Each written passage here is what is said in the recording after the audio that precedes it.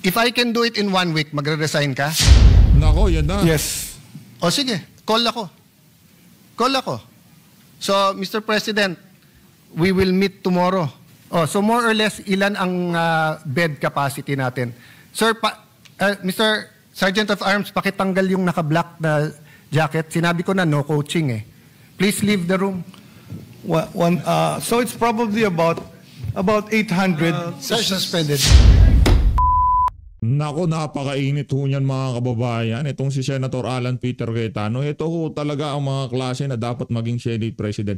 I-share nyo ho itong video na to kung sang-ayon kayo na dapat si Senator Alan Peter Cayetano ang Senate President natin ngayong mga panahon na to. Dito sa video na to, nagkainitan ho itong si Herbosa at itong si Senator Alan Peter Cayetano dyan sa plenary debate para sa budget ng DOH sa 2026. Pero bago yan, isang like at isang subscribe.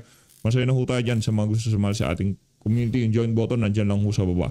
Carlo Ople, meron ho siyang ika nga na obserbahang kabalbalan na namang ginagawa nitong mga congressman dyan sa House of Representatives. Rumekta ho tayo dito kay Carlo Ople. Ito. Mega love shoutout, sir. Mega love shoutout. Palakpakan ho natin itong si sir. Yan.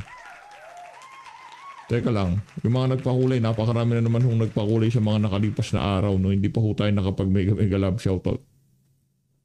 Sa mga nagpakulay ho sa ating sa mga nakalipas na araw, maraming salamat ho sa pagsuporta sa PH Update. May mega love shoutout po kayo isang araw. Naku po, natambakan na ho tayo. Sa susunod na araw na ho yun. Ito, dito muna tayo kay Carlo Ople. Game! Hindi ko talaga maintindihan ha. Sana naintindihan nyo at kung naintindihan nyo, explain nyo sa akin. Tinaas, apparently gustong itaas ng House of Representatives yung budget nila for next year, 2026, by 10 billion pesos. What? Parang after all of the corruption scandal, after lahat na nangyari, lahat ng nagkakagulo ngayon and lahat ng underfunded program, ang programs katulad ng mga classrooms, flood control, ang gusto nilang gawin, taasan yung budget nila ng 10 billion pesos? Di ba? Ganyan ho kawalang yaya mga congressman na yan. Kaya ito ang ating napakasalimuot na kinalalagyan ngayon sa ating bansa. Hanggat ho hindi natin nabago itong bulok na sistema na to, paulit-ulit to lang kung gagawing gatasan ng mga mayayamang pamilya na kayang pumasok sa politika, itong bansa na to. Paulit-ulit lang ho nilang gagatasan ng sambayan ng Pilipino. Kaya tayo, kung tayo tatanungin, kung sakali man na mabago na itong administrasyon na to, unahin ho nila ang pagbago sa sistema. Dahil na habang ito ho ang sistema, meron lang ho makaupong isang adik sa administrasyon. Wala, yari na naman ho tayo. Parang, taga-bars ba sila? Parang, di ba? Parang, why would you do that? I mean, are they that tone deaf? Are they that? Parang gano'n na ba silang walang pake sa image nila? Na parang okay lang sa kanila, taas natin budget natin kahit sobrang palpak ng performance nila. Na sobrang palpak ang nangyayari, sobrang lala ng corruption, and yet they still want 10 billion pesos more in their budget. Ano pwede gawin sa 10 billion pesos? If you take a look at it, that 10 billion pesos can fund probably 7,000 to 12,000 new classrooms. Na alam naman natin na yung DPWH sobrang tindi ng backlog dyan sa classrooms. Kaya kawawa yung mga estudyante dito sa Pilipinas. Ilan ang pwedeng matulungan yan pagdating sa, sabihin natin, sa medical emergencies? In short, yung 10 billion pesos na yan, parang awa nyo na. Huwag nyo nang idagdag sa budget ninyo. Ang dami nang nanakaw. And yet gusto nyo pang dagdagan yung budget na yan. It is the height of insensitivity. It is super tone deaf. And it is something that we shouldn't allow. Hindi ko talaga maintindihan ha. Sana naintindihan nyo at Grabe kalampagin ho natin yung issue na yan. Huwag mo natin pahintulutan na madagdagan ho ang budget nito mga magnanakaw na congressman na to na panibagong 10 billion. Sana naman nila dadalhin yan. Kasi nasanay ho sila eh. Pwede ho nilang gawing basihan yung nagdaang budget nila. Halimbawa, ang budget nila sa nakaraan nasa 60 billion. Pag walagay na lang natin, nasa 10 billion. Doon sa 10 billion na yun, nagdaan ng eleksyon, napakaraming kabalbalan ni Martin Romualdez, marami ho silang mga trips. Marami ho, malaki. Kumbaga yung huling budget nila, halimbawa nasa 10 billion. Napakalaki na ho nun. Ika nga, overkill na yung budget na yun. Ngayon, dahil yun ang gagamitin nilang basyan na kung saan nuknukan sa napakaraming korupsyon ang ginawa doon sa budget na yun. Ang gagawin ho nila doon sa 10 billion, hindi naman ho nila talaga kailangan yung buong pondo na yun. Dito sa budget na to, sa 2026, yun ho ang gagamitin nilang basyan. Itong 2025 budget na to, 10 billion lang. Kaya kailangan natin dagdagan kasi marami tayong gagawin nakawan. Marami tayong gagawin pagnanakaw. Diba? Yun lang naman ho yung mga kababayan. Nanakawin lang ho nila yan. Paano? Doon ho sa kanilang liquidation by certification. Doon sa kanilang mga MOOE. Diba? Yung kanilang MOOE, yung kanilang maintenance and other operating expenses, ano ho yan? Unliquidated ho yan. Ano yan? Kumbaga, hindi naman unliquidated. Ang pag-liquidate ho nila dyan, certification lang ho. Pirma lang ho ni Congressman.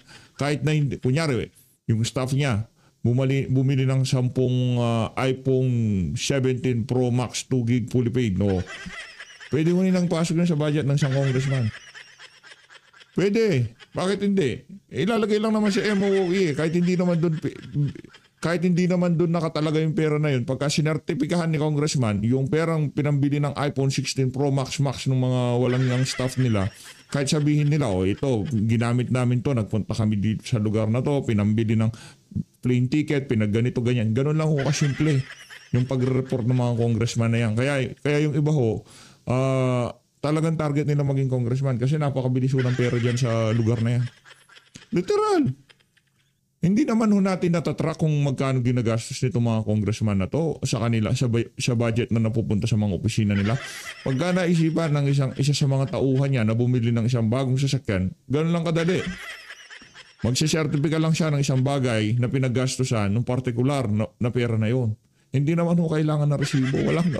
Walang resibo ganun. Walang kalukuhan ng resibo sa kanila. Sisertipikahan lang ni congressman, isang pirma lang ni congressman, yung ginastos nung kung sino mang Poncio Pilatong tauhan niya, kahit saan niya palinagay yun, kahit pinambayad niya ng mga babae yun para pumunta sa opisina ng kanyang amo. Walang problema. Pinambirthday ho nila, walang problema. Liquidation by certification, yung 10 billion doon ho mapupunta yun. Napaka walang yaw ng mga congressman yan. Isa ho sila sa factor kung bakit hindi ho tayo muunlad. Sino? Dahil sa mga politiko.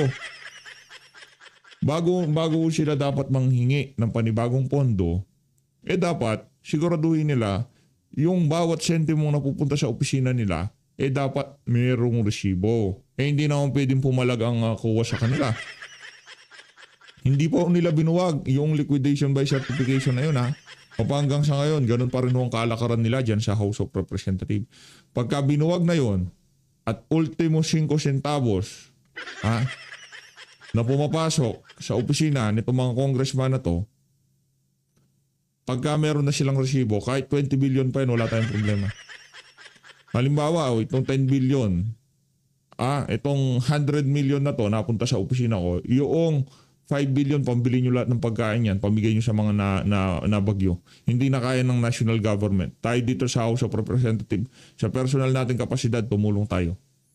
Ngayon, nakaresibo yung 10 million, pinambili ng pagkain para dun sa mga nabaha. Walang problema. Hindi nanakaw napunta sa tao. Walang problema. Pero pagka yung 10 million, pinambili ng bagong kotse ni congressman, bagong iPhone 17 Pro Max 2 gig fully paid na to kaya mga staff, wala na tayong magagawa doon. Sasabihin lang ni congressman, nagdaan ng bagyong ganito, itong 10 billion na to, ginamit namin para sa ganito. Certificate, PAC, COA, finish. Wala maraming cheche-bureche. Takot na lang ng COA pagka kinwestiyon nila yung ano na yan, yung budget ng isang congressman kung saan niya dinala. Yung ultimo pati 5 talagang ino-audit na. Hindi pwede siya congressman yun. Yari ka sa kanila. Kung naintindihan nyo, explain nyo sa akin. Tapos na pala. Hindi ko rin maintindihan, sir. Matagal na ho kami nananawagan dito ng transparency dyan sa House of Representatives. Mga bullshit na magnanakaw na yan. Hindi na sila nagsawa sa kakanakaw. Hindi naman mapupunta sa taong bayan yung mga pondo nila. Mapupunta sa mga kabit nila, sa mga staff nila, pambili ng mga bagong gadget, pambili ng mga bagong sasakyan, pambili ng mga lupain. Kaya pagka naging congressman ka, talagang yayaman yung mga yan. Liquidation by certification ang gawain nila dyan. Para dito kay Edison Fernando, isa rin mo sa mga advocacy niya yan na maging transparent ang paggamit ng pondo ng mga congressman na to. Tapos dapat talagang resibo talaga kailangan dito. Pagka sumakay ka ng eroplano, yung ticket, ilagay mo dyan.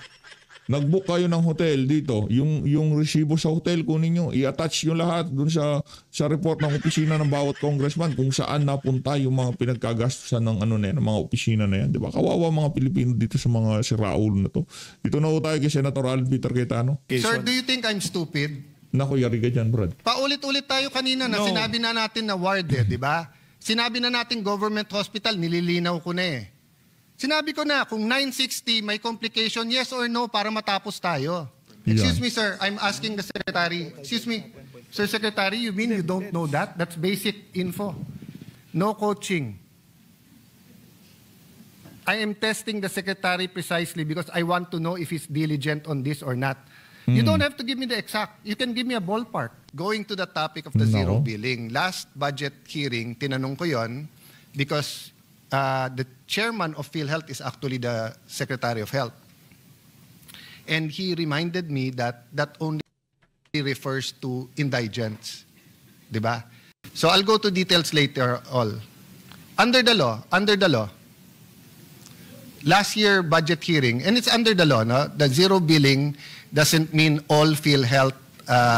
So just to be clear, Mr. President, the zero balance is now a new creation. So even in the beginning, I was also of the impression that what are you talking about? The no balance billing was really for indigents only. But now the zero balance Let is me go for to all. That's what I'm asking Okay, you sure. to clarify. Okay. Last year, nung binanggit ko na drawing lang naman yung zero balance, zero billing, which I also brought up sa hearing when Senator Bongo was held, and I also brought it up when I was the chairman of the Committee on Public Enterprise, no? But sinabi nga ni Sec, para lang yan sa indigents. And I have different issues there. But during the SONA, ang sinabi naman ng Pangulo, para sa lahat na. But only in public hospitals. Hindi pa kaagad nasabi yun ng SONA, Mr. President. Yeah, kasi so that's my question. Can you clarify? No. Hindi sinabing for what hospitals. Kaya nga, lahat ng... Well, maraming hindi nakapick up because I'm just saying na napakaraming mayors na lumapit sa atin Yeah. at nagtanong na, No, saan? Hindi namin alam yan. For the record, so that people who are watching and tayo mismo and the mayors, governors, health practitioners knows, ano yung as of today, ano yung rule? Ano yung kompletong rule as of today? Para lang So malinaw. now, today, the rule is, and this was all clarified, I have to say this is my own personal appreciation of how things were clarified over time. No, but can the that- secretary clarify it? The only point I'm making, nandun pa rin ako dun sa, hindi yun clear sa akin sa SONA. No, pero para clear- Ang ngayon, I'll tell you now what the secretary says. I'm saying also that ngayon, clear na siya sa akin. Pero Teka lang meron akong nakitang video nitong si Banat Bay. Panoorin lang natin to para sa awareness, no. Pakinggan natin to. Hindi ko alam ang ano nito, nag-share nito si Pambansang Dalaga. Share lang din natin. Eto, panoorin natin. Naku, ngayon to, mainit ngayon ng mga vlogger na nagsasalita sa administrasyon. Hindi ho particular na DDS o kung ano pa man. Yung mga nagsasalita laban sa administrasyon nitong si Marcos Jr. Talagang medyo mainit to. Yung isang barangay captain, no, diyan sa may, nakalimutan natin lugar, basta diyan sa bandang Davao, ginurgur ho siya sa kaligitnaan ng kanyang live. Napanood natin yung reaction nitong si Boss Jojo de Guzman doon sa doon sa live noong kapitan na yon. Nakakalungkot ho. Na isa yun sa mga kilalang bumabati ko sa administrasyon o nagsasalita laban sa mga nangyayari ngayon sa ating bansa. Ngayon ito naman ang ating nabalitaan. Pakinggan natin ito si Banat Pai. Merong breaking news lang Nako, Kasi breaking nabasa news ko yan. yung mga pinost ni Jay Guevara. Tinanong ko nga sa kanya na meron daw nagbabanta sa Banateros. At sabi pa nga doon, uunahin daw ako. Sabi ko, bahala siya kung yan ang gusto niya dahil lang sa pakikipaglaban natin para sa bayan. meron siyang plano sa atin, bahala siya. Tayo Oo. po ay laging handa para sa Kung di tayo nagkakamali, anong pangalan nito? Itong si Sir Jack, nakita natin yung mga post niya, meron din natang pangbabanta sa buhay niya. Pati itong si Sir Jack. Member din ho ng Banateros Brothers yan. ating bansa. Sabi nga, di ba, nang mamatay ng dahil sa'yo. Sabi ko nga sa mga kasamahan ko sa Banateros, lahat naman tayo matitigok someday, di ba? Lahat tayo. Pero yung paraan at para tayo matigok, iba-iba yan. Maari ikaw matigok dahil sa sakit, o dahil sa disgrasya, o aksidente. Ang pinakakarangal-rangal yung mamatay ka para sa bansa mo. Kung yan ang gusto nilang gawin sa amin, sige. Pero syempre, hindi tayo papayag ng hindi lumalaban. Kaya nga ginagawa natin ng lahat ng pag-iingat at lahat ng paraan na para maproteksyonan ng ating sarili. Pero gayon pa man, kung akala nila natatakot kami, abay po ang putang ina ninyo. Kalma lang, bye. Talagang matindi itong si Bay. Matindi talaga. Yan ang akala bye. ninyo. Oh. Pangalawa, si Jack. Si Jack, di ba? Si Jack. Bagong Meron din. Manateros. Oh. Tumawag sa akin. At meron na pag-alaman niya na binabantaan din siya ng isang grupo. Hindi ko na lang sasabihin kung ano itong teroristang grupo na ito. Binabantaan din siya na kesyo yayariin din daw siya. Buti na lang, nalaman ng kanyang tatay at binalaan siya. Sabi, mag-ingat ka, Jack. Alam mo, eto lang masasabi ko sa inyo. Mula nung binanata namin itong mga kampwet, itong makakaliwang terorista, mga NPA, ang mga hindot na yan, akala nila basta-basta kami matatakot. Huwag kami, Banateros kami. Huwag kami. Kasi kami, handa po kami sa kung anumang mangyayari. Hindi ko namin sina-challenge. Siyempre, tangina, hindi pa pwedeng kakayanin nyo lang kami basta-basta. Ay, talagang magkakasagupaan tayo kung ganyan ang inyong iniisip. Pero gayon pa man, handa kami. Handa kami para sa bayan namin. Dahil yan ang aming mula nung kinabataan namin, mula elementarya hanggang high school, yan ang ating kinakanta. Diba yung national anthem natin. So handa tayo. Bakit to? Kasi para sa bayan. Bayan unahin natin. Ngayon, kung yan ang inyong nasa isipan, sige lang. Sige lang. Tingnan natin. Hindi po kami natatakot. Alam mo ngayon, desperado na itong gobyerno na ito. Alam kasi nila na talo na sila sa lahat ng mga bagay, di ba? Alam nila na bubuking na yung kanilang mga sikreto. Unti-unti nang nalalantad ang kanilang kasinungalingan. At kung kaya nilang patahimikin ng mainstream media, kami hong mga Banateros, hindi ho nila kakayanin patahimikin. Lalaban kami para sa bayan. Ipaglalaban namin ang bayan. Ngayon, bahala na ang ating Diyos magprotekta sa amin at gayon pa man, yung pag-iingat namin, siyempre. Hindi nyo kami madaling mayayari. Sigurado ko sa inyo, hindi kami madali. Okay? So, maliwanag ko Ano na lang kasi, ika nga labasan na lang ng mga argumento. Hindi kinaya sa argumento, dinadaan na lang ho sa takutan, hindi na ho takutan meron na ho kasing nangyari. Kumbaga, yung isa sa mga nagsasalita kaugnay sa mga kalokohan ng bansa na to, pumlakda na di ba? Ano ho kasi yan, ingat na lang. Sigurado naman tayo papalag itong mga Banateros na to. At isa ho sila sa mga ika nga kung naghahanap po kayo ng mapapanood na sigurado kayo talaga maprinsipyo at para sa bayan ang ginagawa. Wala na dito si Banat. Banat Bay, yung mga Banateros. Suportahan nyo ho yung mga yan. Malulupit yan. Yan si J. Guevara, yan si Boss Dada, pinapanood ko yan. Malupit ho mag-analisa yung mga yan. Magagaling talaga yung mga yan. Talagang prinsipyo. prinsipyo ang kanilang inuuna. Dito balik ko tayo kay Senator Alan Peter Cayetano. Ito talaga mo prinsipyo. Nung sa SONA, hindi So- pa so siya what's clear. the rule So as what of the today? rule is now, and I also shared the rule with our colleagues earlier, is that if you go to any DOH hospital and you are a patient in a basic accommodation or ward, then zero balance ka, which means zero. Wala kang babayaran. Whether indigent ka o hindi. It doesn't matter. Okay. Basta tao ka, Pilipino ka, pumunta ka sa DOH hospital at dun ka sa basic accommodation or ward, that means you will have a zero balance. Okay. So, Ang problema dito wala daw pang bili ng gamot eh. 'Di ba? Diyan lang sa PGH wala na daw gamot. Zero balance, mamamatay ka naman doon. Ano nang to, walang gamit. O, punta ka dito lahat, mga may sakit. Ano kayo, free. Kahit hindi indigent, free kayo dito. Pasok. O, maghintay kayo dyan.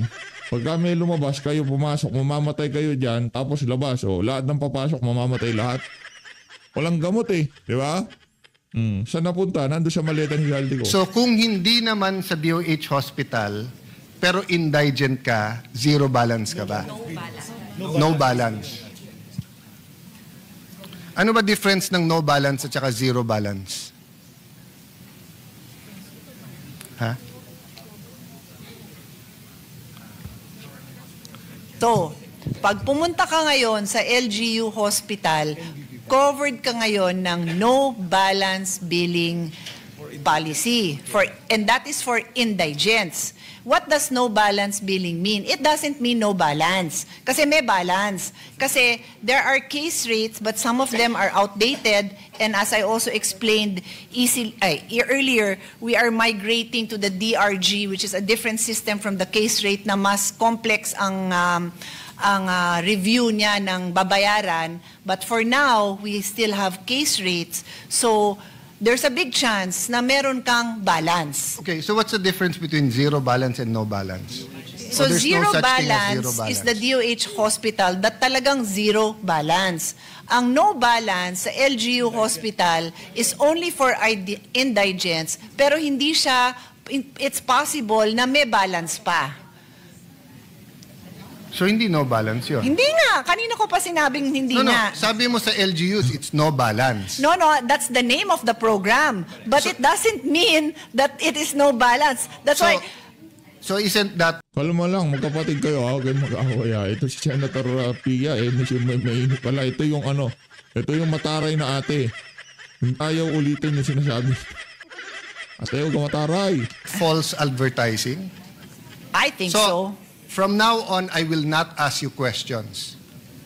Okay. This is my next 100 questions. Okay. Yeah, Thank you. Well, then we'll have to ask the Senate President to suspend the rules if you're not going to ask me questions. I'm making a point. Sorry, my dear sister. I'm making a point na ang basis ng conversation is trust eh. So if you tell people no balance, pero sandali, may balance. Di ba? So why would they name it no balance kung may balance? So, Di ba? parang yung luma, di ba dati na parang sabi no Yeah. balance. Mr. President, please, I will explain to the stenographer what is going on here. My staff is trying to explain to me what is the meaning of no balance, telling me that it is a PhilHealth program. But Yeah. once in a while, I agree with my brother. Take note, Senator Joel. Once in a while, I agree with him.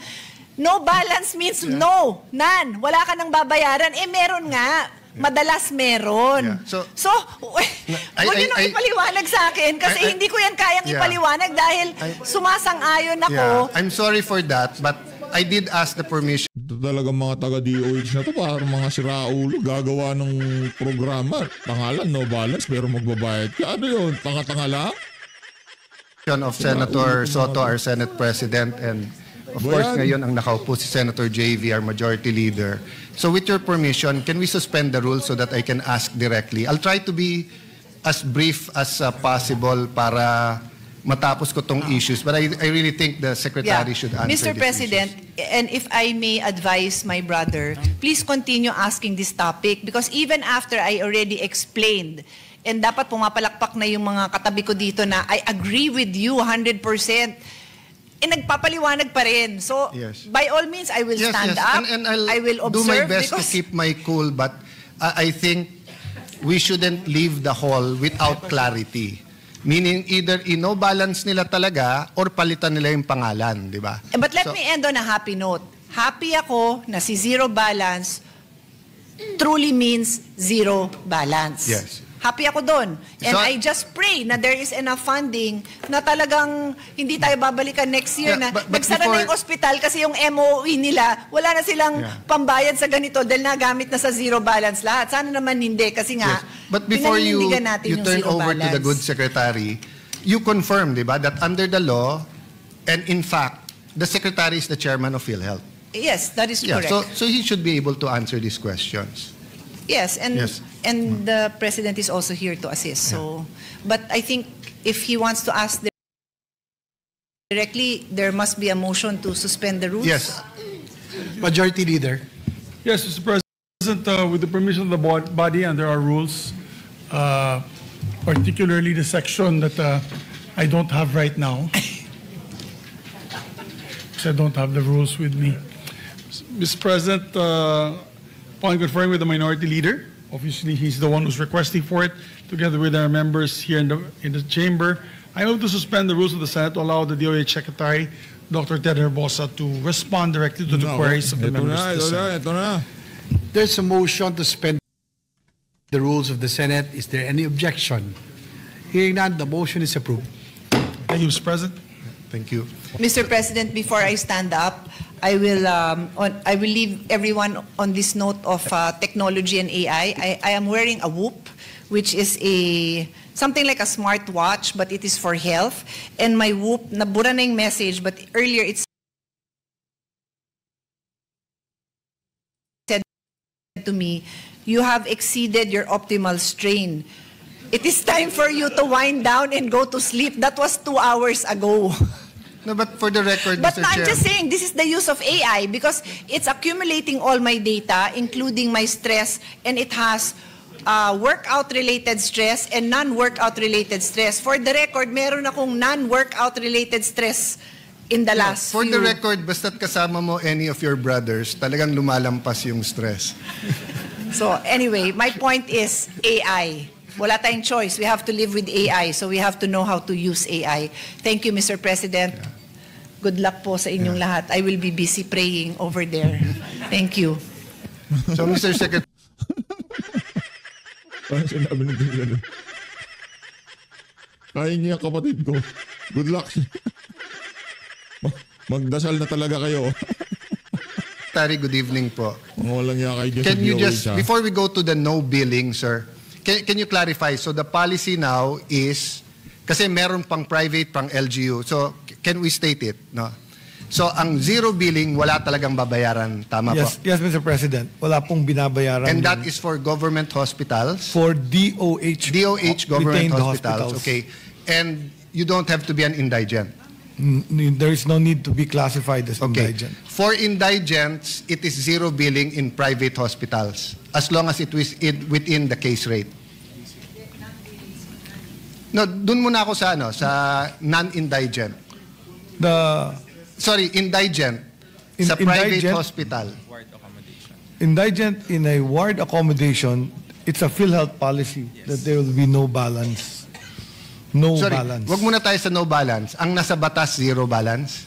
No balance. No balance ang nasa batas. Policy, Okay. it's not a Dun law. muna tayo sa no balance. Sabi sa batas, pag indigent, no balance.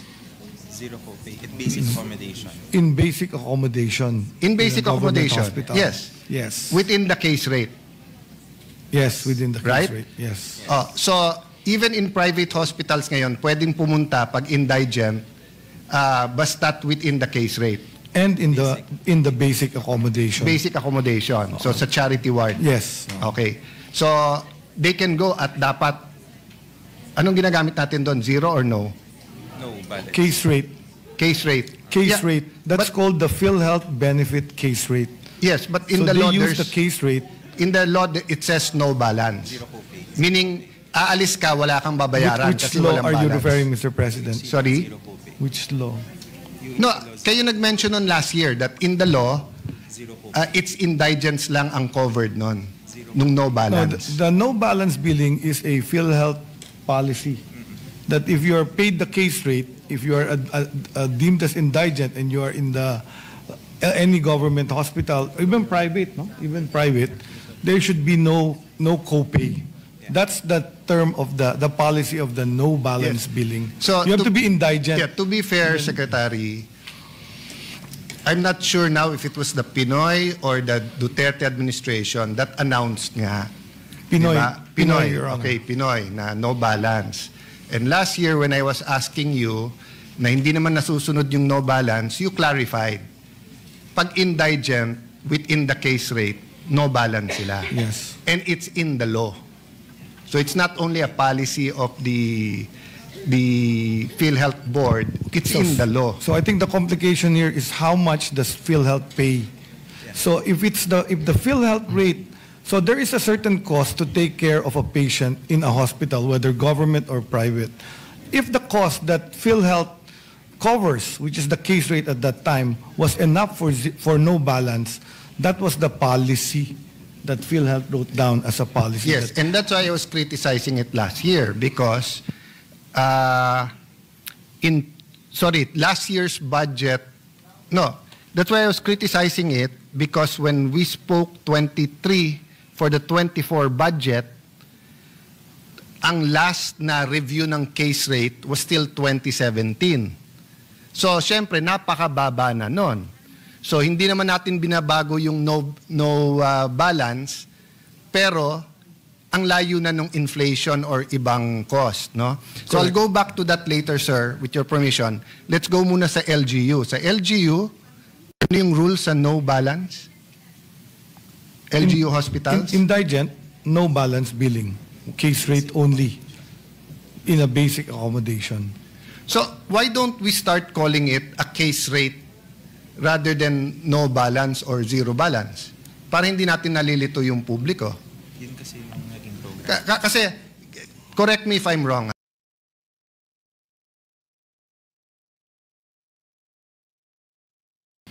Kasi ang batas sinasabi, magsa-survey kayo. 'Di ba? Ang PhilHealth. Pag survey nyo, i-average nyo ngayon yan. So yung average, yan yung case rate. So kung sa DOH hospital, pag sinabi nyo 50,000 for this procedure, kung sa DOH hospital, it's only 35,000, zero billing ka, or no billing. Pag pumunta ka sa isang private hospital and it's 50,000 within the case rate, zero billing ka.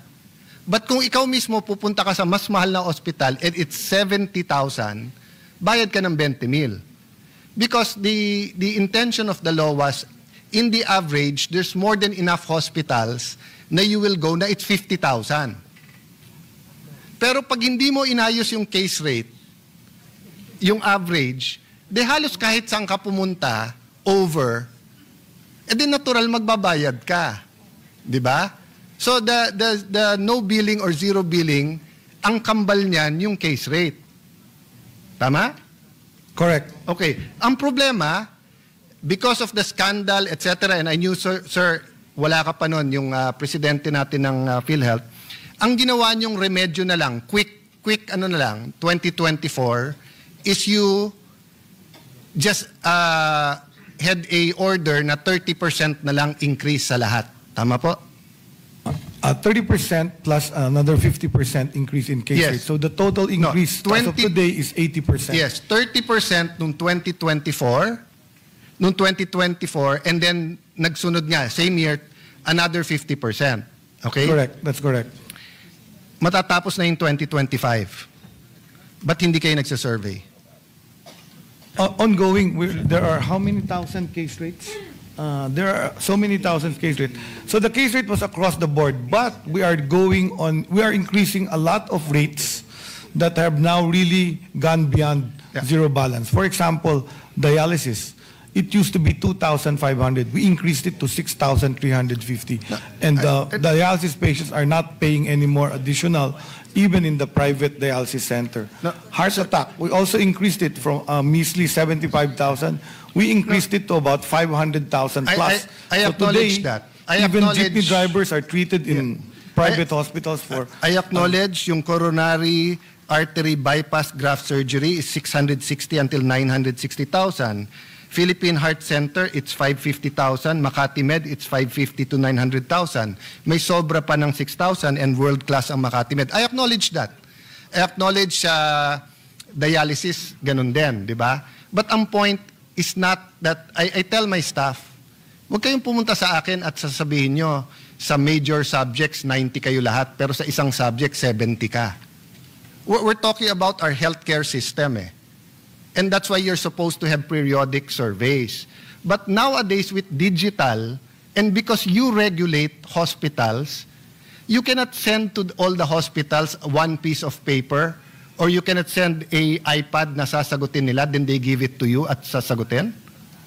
For your information, the PhilHealth is currently doing what's called shadow billing for the diagnosis-related groups. Sir, you're not because we're going answering to my change- questions eh. Nandun ako sa inyong survey sa case rate para The malaman. survey is the shadow billing of how much each case costs currently in several hospitals. And how I think long- 160 Yes, hospitals. it's November. PhilHealth is doing It's this. November now. Taguig has 1.3 million residents. We have about 160 to 180,000 households. Every quarter, we do a survey with 200 questions at least per household. Every quarter. It's November now. Why can you not have the survey para alam talaga natin magkano? So, if you're going to tell me, You're asking about a household survey No, done I'm by telling PSA you or that- a survey of hospitalization? we're surveying 160,000 households every 3 months. Household, not You- hospitals. Not hospitals. You're So we're surveying hospital yes. costs. So isn't it easier for you? You're going to do 160 hospitals na under your regulation, hindi nyo matapos kaagad? Nako. Yan na. It's ongoing. We're doing it. Kailan matatapos? It's November na eh. For the survey to be completed, it's about 5 to 6 million claims that they started Sir, to average the cost. You don't need the claims. Ang pinag-uusapan dito, costing analysis. All you have to do is ask all the hospitals yung bawat nyo, magkano yon. So when there is a claim, there is also the actual cost and the bill. So PhilHealth has all that data. Kaya nga So there pinapahirap. it's doing the survey Mr. Secretary, of 5,000. Mr. Secretary, learn to listen then. I'm telling you, pinapahirapan nyo ang sarili nyo. Ito, cesarean section, 23,000 to 58,000 pesos. Sa Fabella, 37,000 pasok. Sa Makati Med, 18 to 240,000. All you have to do is ask Makati Med to average that for you. You send the survey forms, they send it back. You're talking about 160 hospitals. Kayang gawin ng isang linggo yan.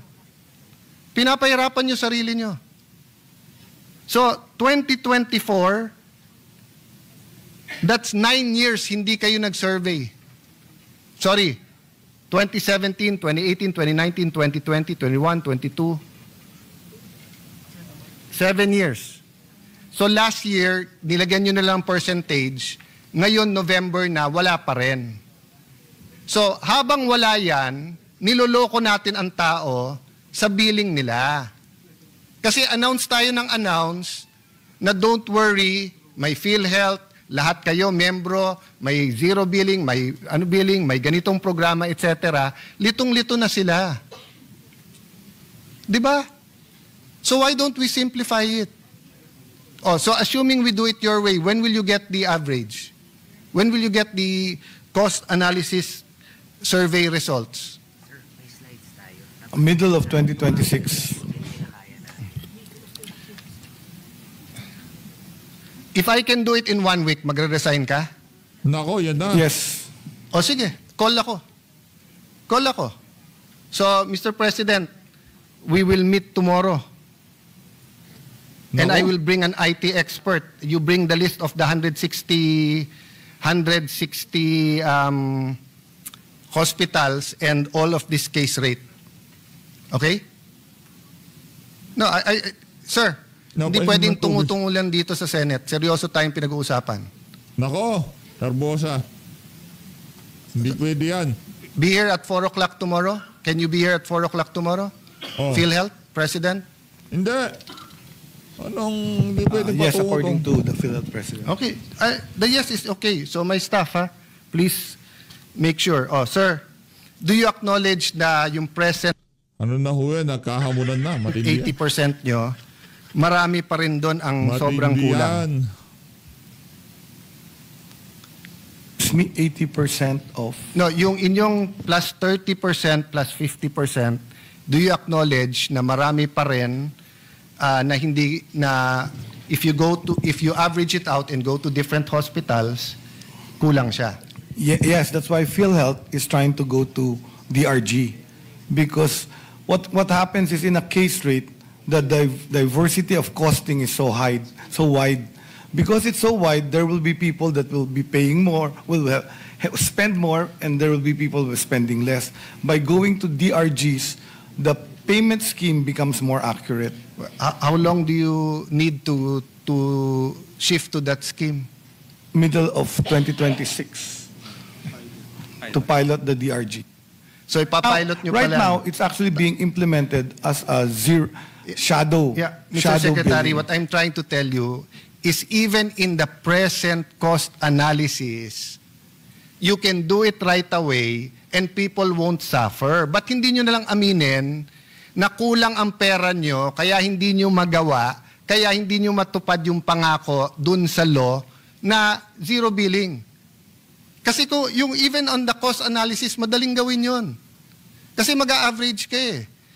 Kahit naman sa present nyo ngayon, nakalagay dito, let's say, coronary artery disease, bypass, 660 to 960, it's still naitama nyo nga yun sa yung sa bypass na mahal nga yun Kaya nyo naman itama sa iba Diba? Kasi you're in the Senate All you have to do is we finish that survey and tell us, sir, if you don't give us more money, hindi namin mababayaran. We don't expect you naman to pick from your own pocket Di ba? Pag natapos natin tong lahat na survey na to at lalabas, eto yung number of patients, average, eto yung pera. Mr. Senators, Congressmen, Mr. President, you're giving us 60 billion, pero sa computation namin, pag inayos namin yung case rate, 120. So ang kaya lang namin sa mga to libre o kaya 50%, di ba? Garbage in is garbage out If we do not have these rates and we haven't had it accurately till 2017, we cannot really tell people na isi-zero billing namin kayo. Pwede ba kung cesarean, pwede ba pagdating sa heart center, boss cesarean ako pero sobra kasi dito hindi zero billing, i-bypass nyo na lang ako. Pwede natin pagyabang na ang bypass kasya. Paano ngayon mga kailangan ng cesarean? Tapos pupunta dun sa mga ospital na zero billing, puno. So wag muna sila manganak. That's why there's frustration here. You don't give us straight answers Thank you very much, but healthcare is really complex. And No, health you're financing making it is complex. even It's more simple. complex. To simplify it to averages will make us create many errors. Okay. The standard deviation for an average will be wrong because different people will have different complications and different people will have different costing Sir. in terms of care. So when you use an average, which is what the case rate does, this is exactly what we have. Sir. We have a problematic Sir, case. don't That's talk- why we're don't- going to the DRGs. I know what I'm the saying. DRGs are more specific in terms of reimbursement. And most countries have gone to a DRG payment system. Thailand, in fact, we're copying the DRG system of Thailand because they offered it for us free. If we copy the DRG of the US, they're asking us to pay. So the DRG is the direction to be able to pay patients more but accurately Sir. and without fraud. Sir, walang problema yon. Walang problema na shift DRG, walang problema magbayad, kopyahin nyo doon. Ang problema, 2017 pa, in the meantime, magsasuffer yung mga tao dahil walang pambayad at kung ano-ano sinasabi natin sa kanila. And don't tell me about complications. Yan. Because wala ka pa dyan, hindi ka pa chairman ng PhilHealth, meron ng rule yan Pagka bypass, no complication, walang ito yung babayad. Hindi kasama complication. Hindi ganun yung sistema dati. Ang sistema dati, bypass, no complication, ito yung bayad. Kung may complication, may dagdag yun. So, ngayon yung lulituin nyo kami na may complication. Kaya nga nakalagay dito, 660 to 960. I'm not proposing that you say this is 750. Kayo mismo nagsabi, 660 to 960. Etong 660 to 960, with complication to o wala? Excuse me, but Sir, I think just answer we're my question, getting confused because when you start to pay for complications, that's called the fee-for-service rate. We're going away from the concept Sir, that's not of what I'm universal talking health about. coverage. By law, it should be no copay. So that's what we're going to talk about. Should there be an amount of copay, and should the copay disappear? Because insurance will always pay what its money has in the bank. You cannot just keep increasing and then ask the complications to be paid. So the fairer way to, and many systems have studied this very well. So we're following what the other countries have done. No, to that's have not a the issue successful here. UHC. That's not the issue. The issue is what you're promising. Averaging Excuse me, Mr. is Secretary. erroneous. Excuse me, Mr. Secretary. You're not answering the questions I'm asking you, and we're interrupting each other. I will listen to you, you listen to me. Okay? What I'm telling you is we cannot promise people then not deliver. We cannot tell people no balance tapos may balance. That's why klinaklaro ko dito. And what I'm telling you is that even before, ang amount sa case rate, halimbawa sinabi cesarean or bypass, hindi kasama doon ang complication. So kung iniba nyo ngayon at ginagawa nyong complicated, that's up to you. But kailangan klaro yung sabihin natin sa tao. That's why I'm asking you a specific question. Etong bypass, 660 to 960 Z benefits package, does that include kung meron complication sa kanyang bypass o wala? That's a yes or no question. It's supposed to... Yes. Yes, it includes. Because now we're also balance billing. It includes? It includes. If they're in basic accommodation, it's included. We've discharged patients with leptospirosis from NKTI, 2 million pesos, zero. We've taken care of heart patients in heart center with complications, zero. Sir, so it's included in the zero balance. You're talking about the DOH. Nililito nyo na naman kami. Ito nga 660 to 960. Di ba, PhilHealth to. So at tinatanong ko lang to, etong 660 to 960. This is a Z benefit package. Yes, Z benefit package has a pre-approval. So you have to actually go to it, so the chances of having a complication are actually less. So what happens is, if there is a patient that wants to get a Z benefit package, they go to the PhilHealth, ask for the pre-approval, and then if they're approved for that Z benefit package, it will be done in a hospital that is accredited for Z benefit package. Okay, so not all hospitals have Z benefit packages. PhilHealth accredits them. Yes. So, ang haba-haba, hindi mo pa rin sinagot tanong ko eh. So, if patient A goes to heart center, pre-approved, okay, walang complication, 660. No problem, babayaran, di ba? No complication, 960 ang billing. Babayaran, di ba? Oh, for one reason or the other, nagkaroon ng complication, naging 1.5 million. Babayaran ba yung mahigit sa 960? Hindi. Zero balance is applied for all patients admitted in basic accommodation. Okay. So if yes. this patient is Z-balance... yes or no lang eh. Wait, I will tell you. If this patient is Z-benefit, Excuse me, sir. they are Hindi admitted tayo in basic matatapos accommodation and they will have no copay. It will be zero. But if they are in a pay ward, they will be charged for the complication. Sir, do you think I'm stupid? Paulit-ulit tayo kanina na sinabi na natin na ward eh, di ba? Sinabi na natin government hospital, nililinaw ko na eh. Sinabi ko na, kung 960 may complication, yes or no, para matapos tayo. Di ba? Para matapos tayo. Mr. President, I think the Secretary wants to go back tomorrow. Let's just go back tomorrow. Let's have every day na lang to. Simple-simple tanong ko sa iyo eh, para matapos tayo eh. Ayaw mo sagutin eh. Yeah. Di ba, tinanong ko sa iyo, Heart Center. Heart Center is a Heart government. Center, zero balance. Oh, zero DOH balance. Hospital. Sir, hindi mo pwedeng yes or no? I said yes earlier. Oh, then stop at yes. Okay? Oh, so 960, walang complication, bayad. Sabi mo yes. 1.5 million dahil nagkaroon ng complication, ha? Ano to? Indigent, babayaran dahil zero billing. Okay, lipat ka ngayon sa private hospital. Naka-charity ward.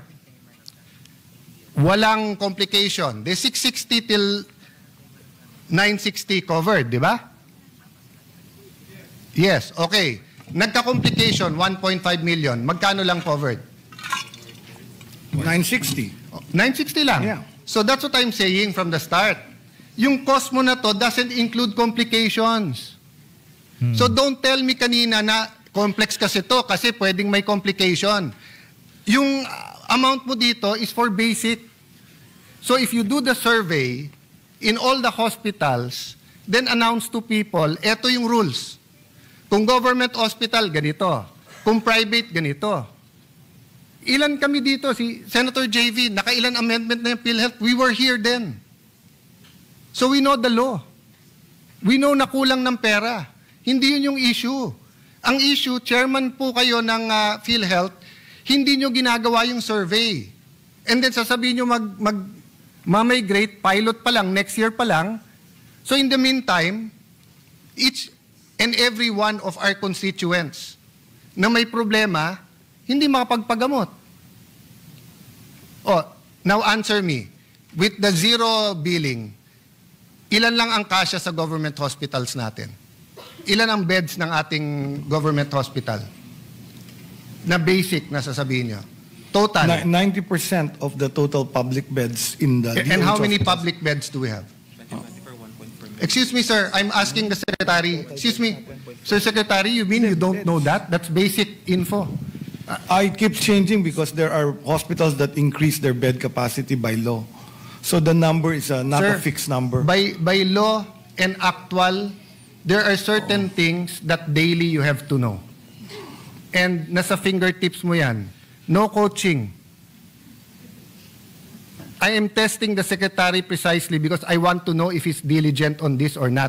You don't have to give me the exact. You can give me a ballpark. Oh, so more or less, ilan ang bed capacity natin? Sir, Mr. Sergeant of Arms, pakitanggal yung naka-black na jacket. Sinabi ko na no coaching eh.